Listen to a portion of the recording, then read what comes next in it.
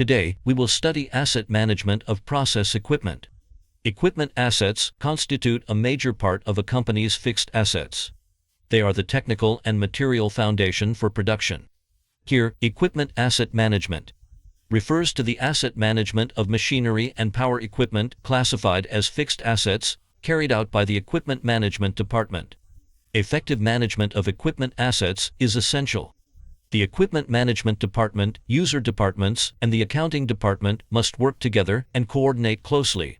The Equipment Management Department is responsible for acceptance, coding or numbering, maintenance, renovation, equipment relocation, allocation or transfer, leasing, inventory check and stock taking, decommissioning, disposal, and equipment renewal.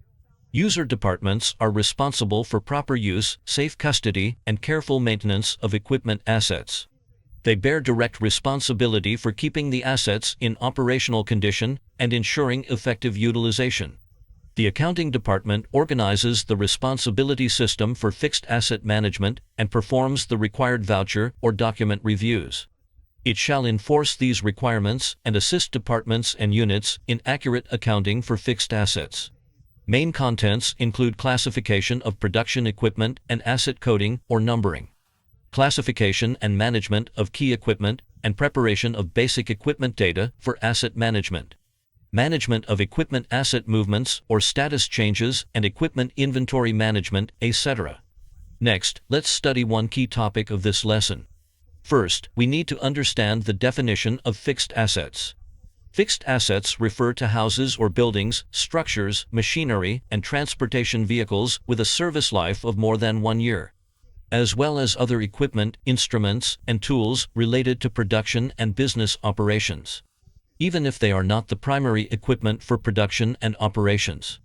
Items with a unit price above 2,000 Chinese yuan and a service life over 2 years shall still be classified as fixed assets. However, tools and instruments managed as fixed assets but treated as low-value consumables shall be accounted for accordingly. Next, we should be familiar with the characteristics of fixed assets. First, long service life, generally more than 1 year. Fixed assets can be used repeatedly in production without changing their physical form. As fixed assets wear, their value is gradually and partially charged to product cost as depreciation. As product value is realized, it is converted into cash, detached from its physical form. Second, the service life of fixed assets should be reasonably estimated. Because fixed assets are of high value and their value is transferred by installments, we should estimate the service life to determine the amount transferred each period. Third, fixed assets held for production and business operations are intended for use rather than for sale. For example, in a machinery manufacturing enterprise, machines used to produce parts are fixed assets, whereas finished machines ready for sale are finished goods under current assets. Finally, let's learn the classification of fixed assets.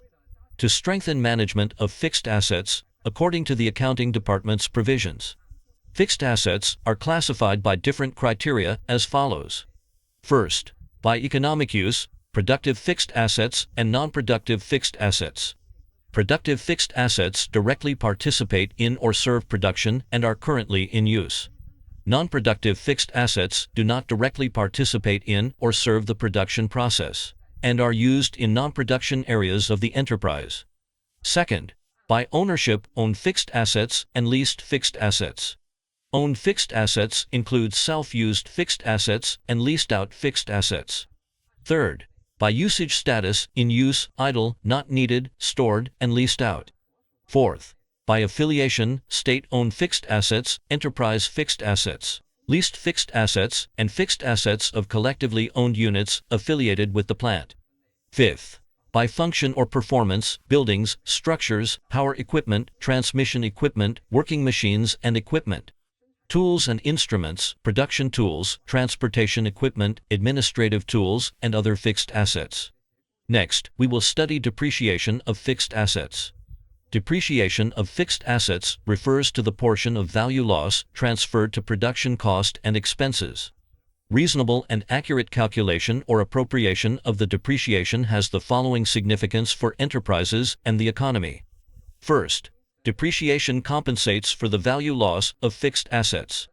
The depreciation fund provides financial support for timely renewal of fixed assets and for accelerating technological renovation and technological advancement. The depreciation fund of fixed assets is a necessary condition for enterprise development. Using the depreciation fund of fixed assets is the most reliable source of financing for technological progress and renewal. Second, depreciation expense is a component of product cost.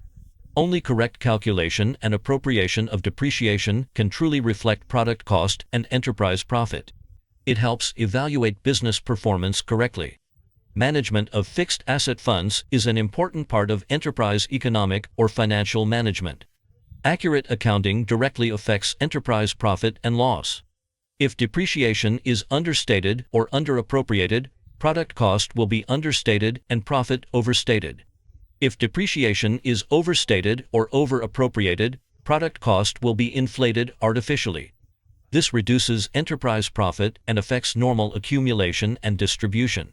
That's all for today's lesson. Please complete the after-class exercises and review the material.